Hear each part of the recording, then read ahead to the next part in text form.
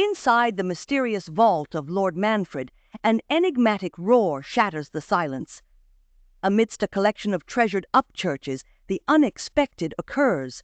With hands clamped over his ears, Lord Manfred is engulfed by a screaming sound, signaling the beginning of a baffling adventure. Enter Mrs. Peel and Jenkin, racing against time, unraveling a puzzle that's more than meets the eye. In the corner, a startling discovery awaits, setting the stage for yet another thrilling episode of intrigue and suspense. Stay tuned as the plot thickens and secrets unravel in this gripping tale. Now, from the makers of Cold Water Omo. Inside his vault, where Lord Manfred had been spending an hour looking at his upchurches, whose face sound began. The roar increased. Lord Manfred clapped his hands over his ears. The whole house seemed filled with a screaming sound. Then everything happened at once. There was a blinding effect. The vault clock rang and the door stood up. Jenkin and Mrs. Peel rushed into the vault. This way, Mrs. Peel. There he must be. There he is, in the corner. That can't be Lord Mansford. He's changed. But it was Lord Mansford. His face was rigid, lifeless, his hair and mutton-chop moustache vividly white.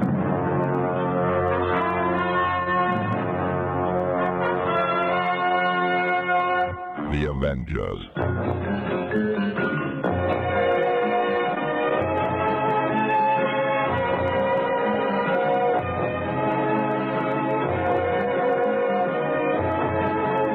Kept John Steed and Emma Field, the Avengers.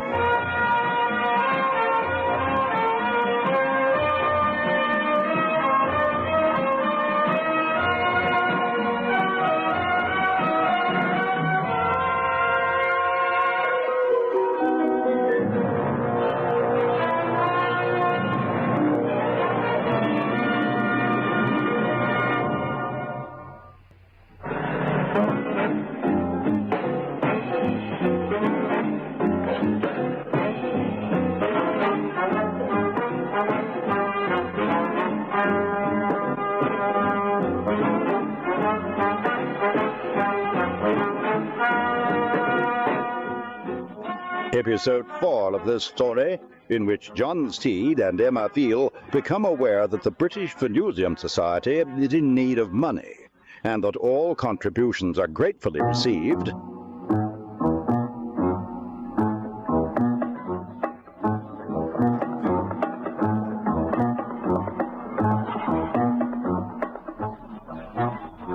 Emma Field was completely confused by the activities of the British Venusium Society. Acting upon instructions from John Steed, he'd been trying to get in touch with outside members of the society. They were usually rich, influential members, and by the time Mrs. Peel got to them, they were usually dead. John Steed, on the other hand, was having a far less strenuous time, and should have known exactly what was going on.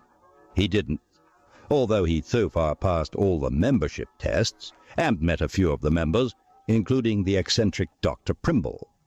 But the two heads of the organization still seemed to be Crawford, a radio astronomer, who made it clear that he didn't like Steed, and Venus Brown, the society's secretary, who made it clear that she did. But Steed thought that was the impression he was getting. One thing was sure, Venus was living up to her name. Is that drink to your taste, Mr. Steed? Delectable. Little more ice? It's so hot today. I make the drink myself, so only I know the ingredients. What are you thinking?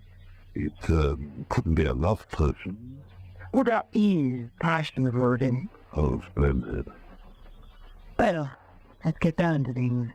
Already, before it's had a chance to work. Down to business. Dr. Primble says you've passed all the tests. That's right. All reactions normal and ready to go. He also says that you have special shots of film taken with an astro camera, which will be of interest to our society. Huh? Oh, no, just amateur fumbling. Humbling, but I felt that I am amateur, you know. British Museum Society, good afternoon. Good afternoon.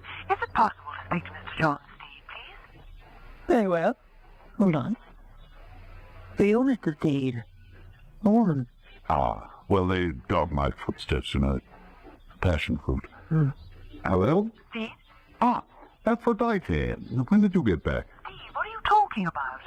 Can you meet me straight away? John. Lord Mansford's house. It's happened again, Steve. Okay. Yes. No time for more. Hurry up.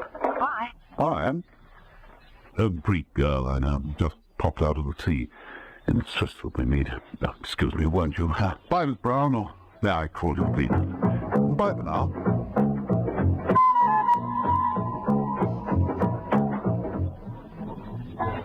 In Lord Mansford's home, Mrs. Peel stood with Jenkins the butler in front of the open vault. They were looking at some photographic prints when Steve joined them. Tragedy, dreadful tragedy. How could it have happened? Photos of the scene of crime? Strangely enough, yes. Lord Mansford kept all his art treasures in there. There was this door which sealed the place off. When the young lady arrived, Lord Mansford was having a quiet hour with his collection. The timing device on the door was set to let him out at exactly 1 o'clock. 1 o'clock came, and boom! The usual story. We got in to find him dead. The print is taken by an automatic security camera set inside the vault door. Looks familiar. Like a fireball against the dark background. Like the shots from Sir Frederick Hadley's camera and the cover of Venus Brown's book. Have a closer look. Steed walked into the vault and examined the gaping hole in the vault wall. 6 inches of solid steel. What the devil could have cut through that? Something did. Something more powerful than we can guess. The newsism? I've seen so many strange sights like this in the last few days. Who knows? After all, we've got to the moon. Something's bound to arrive here one day. Has anything leaked out? Not a word. Complete security block. And that duty rotor? There's still one man left alive. Brigadier Whitehead. Whitehead? Asking for trouble with a name like that. Did you get in touch with him? Tried. His phone must be permanently off the hook. Brigadier Whitehead's phone was off the hook. The Brigadier was working. That meant he was living in the past, or rather, reliving past glory. Working on his memory. Not right. Compiling his sound. Yes, that's about the volume I want. Now, where was I? Microphone on. That's it. As you can hear, gentlemen, you are past the proceeding. Invasion is imminent. You must counterattack without delay. You'll enter operational orders. You, Major Collins, will lead the first battalion. You, Captain Smith, will follow through with the second. And you, Lieutenant, will command the support country. Brigadier Whitehead drew himself up to his full height and clicked his heels into the nearest microphone. That's all, gentlemen, and good luck. The Brigadier whipped smartly over to a bank of turntables, selected one, and started it under his next speech. As my officers departed, I pulled up to the front. Shells were exploding all around. Now, let me see, where did I put that down record of the shells? There it is. The inferno broke out. And suddenly, all the guns were fighting. Now, there was just a grey sky and the mud. Not a sound. Brigadier! Brigadier Whitehead! Last, come in. Well, so sorry to disturb you, Brigadier. I did ring the doorbell as you quite with noise. Yes, quite. Oh, by the looks of the place, I'm intruding. But your phone is off the hook. I know. It was taken off the hook. Oh, I see. You're, still on your memoirs. How's it coming on? Oh, very well, very well. Now, I've your equipment. Took to cut a long clear on the invasion of Italy. Now, I got to the point where we just landed Catania. Yes, it was at this point that a messenger drove up. Let me show you. Now, just hold this pickup, and put it on when I tell you. Now.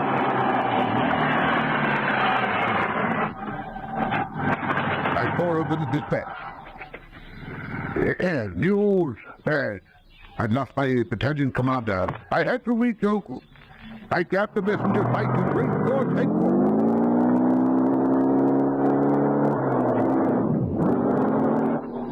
Great. Suddenly, under the wheels, a grenade exploded. Come to me, come now. I jumped for cover. This? No, wrong effect. Cut. Oh, better take a break. Care for a drink, Venus? I'd rather had a generous contribution to the society's fund. Another contribution. But if we're to launch our satellite, You already had 20,000. that wouldn't even pay the fuel bill. It would pay a few of mine. Listen, Brigadier, I'm only a woman. No, none of that. Before I dig any deeper, I'd like a peep at the accounts. I can't. Treasury report. Hadley and Manford are of the same mind. We'd like to see where the money is going. Well, where do you think it's going? Oh, you are touchy. Well, if that's the way you're thinking, I'd better leave. No. No need to be like that. And look, I can't make watch duty tonight. I'm working on the Battle of Palermo. You know, I almost fought it there. Had the luck of the devil. Well, I hope it stays with you. Second time round. Bye.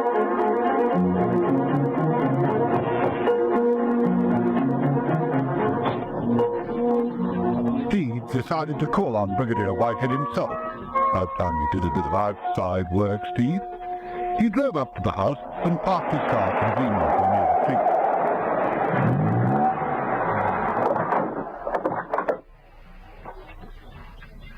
As he moved towards the house, he noticed Venus Brown disappearing along the wooded drive, her long legs briskly carrying her shapely figure out of view round the bend. There was a burst of machine gun fire. Steve dropped into the nearest bushes.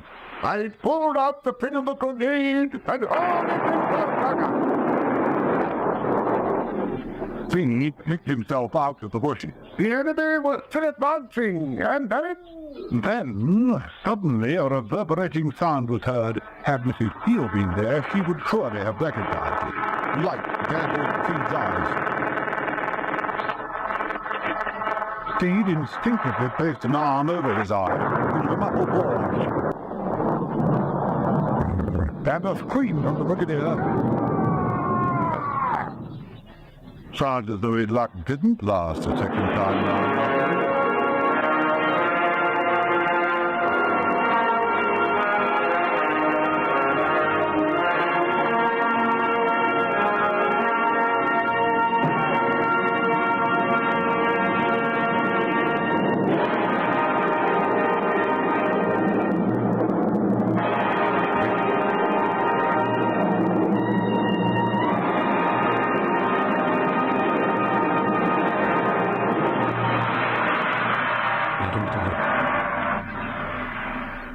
Oh, more washing up. Haven't you tried new Sunlight Liquid yet?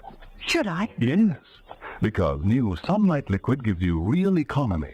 It's proved the most economical dishwasher. 1 teaspoonful washes a whole sinkful of dishes Sunlight clean. Sunlight thing? Right, a fresh, sparkling cleanness you've never known before. Why fresh? That's the lemon juice, And sparkling? because it's concentrated. New Sunlight Liquid gives you the greatest grease-cutting power for sparkling dishes every time. There's no dirt that can stand up to the cleaning power of cold water Omo. If you use cold water, Omo comes up very, very easily indeed. There's Mrs. Sutherland of Phoenixon. Once an Omo user, always an Omo user.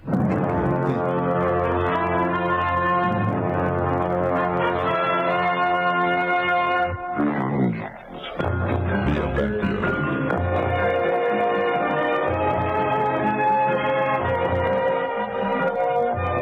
Listen every evening, Monday to Friday, to John Seed and Emma Peel, The Avengers. Brought to you by the makers of Cold Water Omo.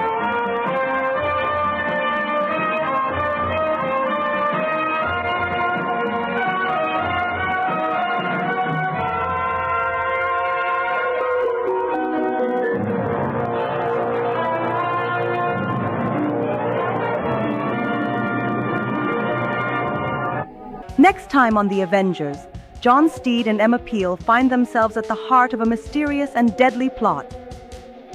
As the story unfolds at Brigadier Whitehead's house, a sudden burst of gunfire sends Steed diving for cover. But the danger is far from over. In a race against time, Steed and Mrs. Peel must unravel a complex web of intrigue that leads them to the British Venusian Society. There, a seemingly innocent tape recording holds the key to a series of shocking events. As they delve deeper, they encounter Venus Brown, whose secrets may hold the answer to the mysterious attacks. With every step, the risk grows, leading them to a chilling discovery at the Cosgrove Observatory. But just when they think they're close to solving the puzzle, a sudden and terrifying event changes everything. Steed and Mrs. Peel face a threat like no other in a cemetery where the impossible becomes real. Can our heroes uncover the truth before it's too late? Tune in to find out if they can outwit their unseen enemy and prevent a catastrophe of unimaginable proportions.